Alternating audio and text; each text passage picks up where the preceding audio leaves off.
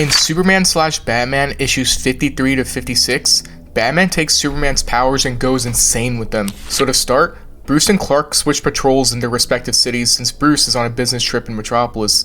It's a pretty funny panel. Batman says it's hard for the Batline to latch onto surfaces because of how polished the Metropolis buildings are, and Clark says it's hard to see anything with his X-ray vision due to all the lead in the old buildings in Gotham. It's really interesting.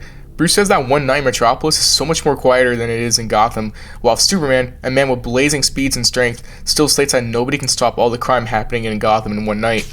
It then cuts to Bruce's last day of business in Metropolis, at an event where Clark is present as well. Bruce notices a woman at the event with a familiar tattoo that Bruce states he's seen before. Bruce goes up to her and pretends to flirt with her to try and learn more about her. The lady starts saying Cawdor and appears to be under a spell of some sort. Then out of nowhere, the villain Silver Banshee reveals herself, leaving the body of the woman. Silver Banshee is a supervillain associated with Superman and Supergirl.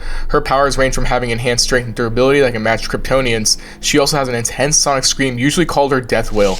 Banshee plans to use the woman's body as a host to bind herself with. Superman then shows up and fights her. Banshee hits Superman with her death wail, and Superman states that even though he's gotten hit by it in the past, this one felt different and was a lot more painful. Batman then shows up to the fight. However, Batman is quickly taken out. Silver Banshee unleashes a scream that shatters glass, with the shards digging into Bruce's skin, taking him out. Banshee manages to escape with the woman, and Superman holds a dying Batman, with Superman stating that they lost. Superman takes Batman to the Batcave where Alfred tends to Bruce's wounds. However, Superman notices that he can't use his X-ray vision, and Bruce states that he feels perfectly fine. Superman then heads back to Metropolis to track down Silver Banshee. Superman states he can't use his X-ray and heat vision, and then suddenly, his power to fly disappears. He comes crashing down into Lois's home. It then cuts to Gotham, where Batman and Robin are on patrol in the city.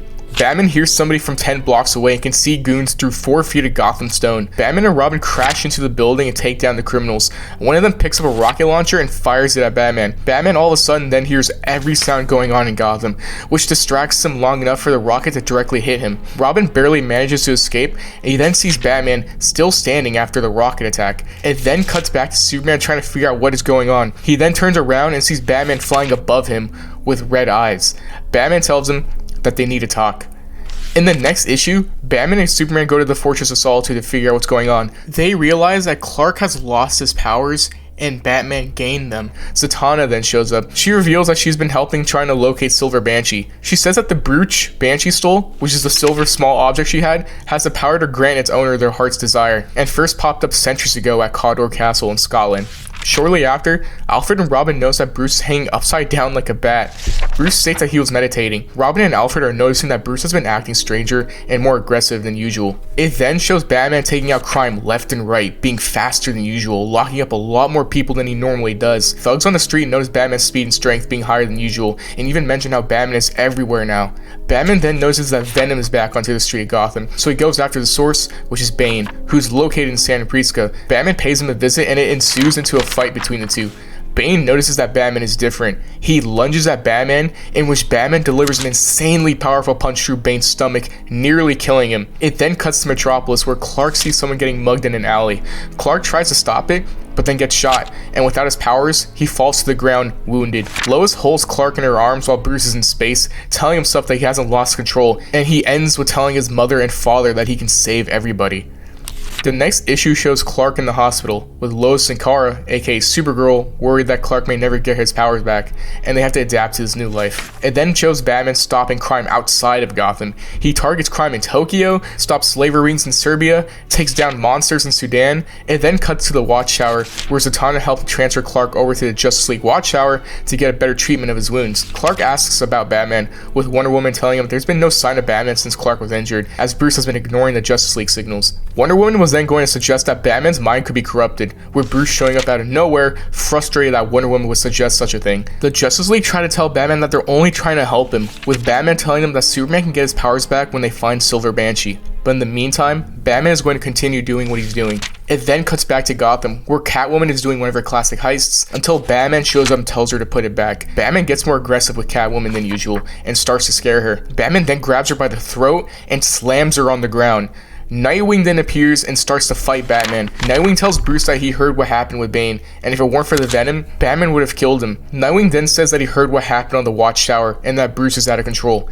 A fight then ensues, with Batman being too powerful, and he throws Nightwing out of the building, and then flies over to him and grabs him by the throat. Batman warns him to never try something like that again, and tells him to tell everyone else as well.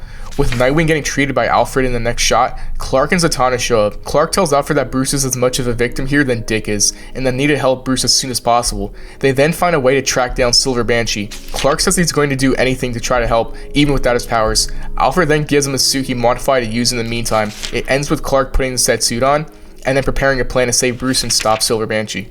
The next issue shows Batman flying around the globe, but then gets punched out of nowhere and lands on the moon. He then sees the Justice League, and they tell him that they want to help him, and that they can do it the easy way or the hard way. Clark and Zatanna then head to a pocket dimension called the Oblivion Bar. They meet an old lady there who once called herself Silver Banshee, but now goes by Siobhan. She doesn't seem to remember Superman at all. Zatanna casts a spell on her to get the brooch, and Silver Banshee comes out, stating that she's free. She escapes, with Clark telling Zatanna to let her go. Clark is just happy that they were able to save the victim Banshee took over back at the beginning of the story. Zatanna then realized what happened, and that when Batman was exposed to the brooch, it granted him what he always wanted, the power to save the world. But whatever the brooch gives you, it takes something else in return. It then cuts to Batman fighting the Justice League, with him taking out a lot of them with ease. He then all of a sudden hears a voice from afar that says, "Listen to her, son." Bruce then recognizes the voice as his mother, and then he hears his father's voice shortly after. Batman flies to the source of the voices immediately. Batman then lands in Crime Alley, where his parents were killed. He then sees his mother and father alive and well. They say how proud they are of Bruce, and tell him that he saved the world and brought them back. And then, in one of the most iconic and emotional Batman panels ever, Batman rushes in to hug them. They then slowly disappear, with Bruce crying, panicking, and screams at the top of his lungs, pleading to them to not leave him. They then vanish, with Bruce falling onto the floor, crying. Clark then appears and tells Bruce that he isn't alone, that he's never alone. Batman, now furious, tells Clark that this is all his fault. Clark tells him that he found the Condor amulet and that they can turn things back to normal. Batman refuses, saying that the powers are wasted on someone like Clark, who spends half his time playing human and needs someone with commitment to use them, someone that will never stop. Batman then attacks Clark and takes the amulet and destroys it. Batman tells Clark to go home and live his normal life. Clark then yells for Zatanna.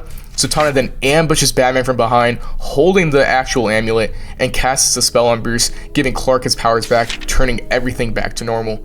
It then cuts to Superman and Batman cleaning up debris on the moon, and they discuss the events. Bruce understands that he lost his mind and hurt people he cares about, like Selina and Grayson. Superman comforts Batman and tells him that it wasn't his fault and that he wasn't in control. It then ends with it giving us insight on what Clark and Bruce are thinking the entire time.